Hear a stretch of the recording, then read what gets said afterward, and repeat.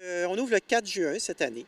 Et comme les années passées, on va aller jusqu'à l'Action de grâce, là, autour du 10 octobre, je crois, cette année. Donc, en principe, c'est une saison complète qui va aller du 4 juin au 10 octobre, tous les jours de 10h à 17h. Et les gens s'attendent à quoi cette année comme activité que les gens vont pouvoir faire encore au parc cette année? Ben, c'est certain que depuis 2 ans, les activités ont été un peu ralenties, pas à cause de la COVID. Donc, la fréquentation est exceptionnelle parce qu'il y a eu beaucoup de gens à Lille.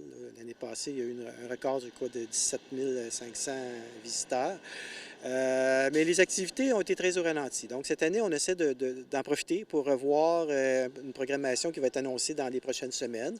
Mais entre autres, on a des collaborations. Il va y avoir un concert au mois de juin de musique classique. Il va y avoir une collaboration avec le club de kayak qui est ici, le Festi Kayak. Donc, on va essayer d'avoir des activités qui sont très rassembleuses là, pour les gens de l'île. Est-ce qu'il y aura des nouveautés que les gens vont pouvoir voir avec toutes les activités que vous dites?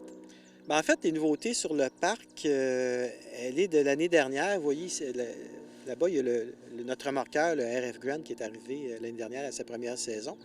Mais là, ce qu'on est en train de faire, c'est de regarder pour l'ouvrir au public. Donc, comment l'ouvrir pour pouvoir circuler à l'intérieur et que ce soit sécuritaire en même temps. Donc, on est en train d'étudier ça, puis on espère avoir des annonces le plus rapidement possible à faire, mais c'est un projet qui nous emballe. On est évidemment aussi, on est en négociation aussi, on regarde pour d'autres bateaux, alors on essaie d'augmenter la flotte. Donc, quand les gens viennent ici, les espaces qu'ils peuvent visiter, c'est les trois bâtiments qu'on voit là, derrière nous que les En gens fait, peuvent voir. oui, en fait, il y a le. Mais principalement, c'est la chalouperie ici, à ma gauche, donc la chalouperie qui est la collection patrimoniale là, qui est protégée par le ministère de la Culture, donc où on construisait des chaloupes. Il y a un centre d'interprétation qui est à côté du bâtiment d'accueil et le petit bâtiment qui est à côté, donc c'est l'accueil lui-même. Aussi, bien, on avait eu des belles annonces par le passé d'un gros projet qui s'est venu ici au parc maritime. Actuellement, c'est pas encore lancé, mais est-ce qu'on prévoit que ça devrait être sous peu? Bien, écoutez, c'est notre projet, hein? C'est un projet qu'on supporte et que j'ai repris il y a 6 mois depuis que j'ai pris la direction. Donc, essentiellement, effectivement, c'est de construire un bâtiment multifonctionnel, donc qui serait principalement, évidemment, avec des salles d'exposition temporaires ou permanentes. Donc, ce serait beaucoup plus grand que ce que vous voyez actuellement, là, peut-être 4 fois la volumétrie. Et sur 2 étages, où il y aura une salle multifonctionnelle, on pourrait accueillir des groupes, louer, mais principalement pouvoir installer une exposition temporaire qui deviendrait possiblement permanente. Parce qu'évidemment, au niveau du ministère de la Culture, l'exposition permanente devient éligible le jour où on a terminé le bâtiment. Donc, c'est là fou la poule, mais en attendant, on a des projets d'expo temporaires et puis on espère de tout cœur pouvoir avoir un chantier pour 2023. Et ça vous amènerait à voir, ça serait maintenant à l'année, on pourrait dire, que vous visez, ou c'est encore En, une période plus estivale que vous viseriez? en fait, ce qu'on viserait, c'est 3 saisons. Donc, c'est d'allonger de beaucoup, de rapprocher au printemps et d'allonger à l'automne. On pense que ce serait 3 saisons, ce serait déjà beaucoup, parce qu'on se rend compte qu'il y a du monde il y a du monde sur le site, même à partir du mois de mars-avril, dès que la neige fond. Et aussi, ça tarde aussi jusqu'à temps que la neige arrive. Donc, ces gens-là, on les décompte pas, hein, parce que le parc est fermé.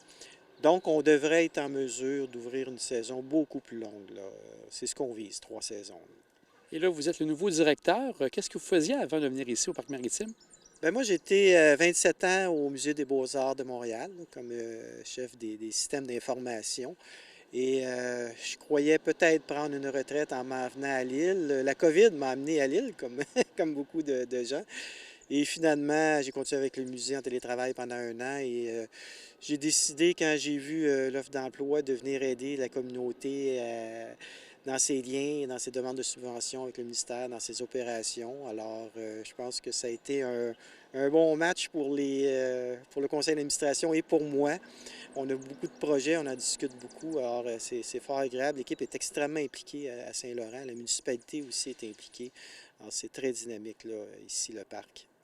Le site a dû aussi vous enchanter. Je connaissais le site un peu, évidemment, mais effectivement, le site est en plein essor, là. Il y a un potentiel ici qui est exceptionnel, là. Le site en lui-même est déjà parfait. Donc, si on ajoute un pavillon dans lequel on peut exposer et quelques bateaux qu'on peut mettre en évidence, on arrive avec un musée maritime d'importance là, à l'île d'Orléans. Monsieur Bouchard, on vous souhaite un bel été 2022 et que 2023, c'est vraiment le début du projet que vous avez ici au Parc maritime. Ben, je vous remercie, puis on vous redonnera des nouvelles.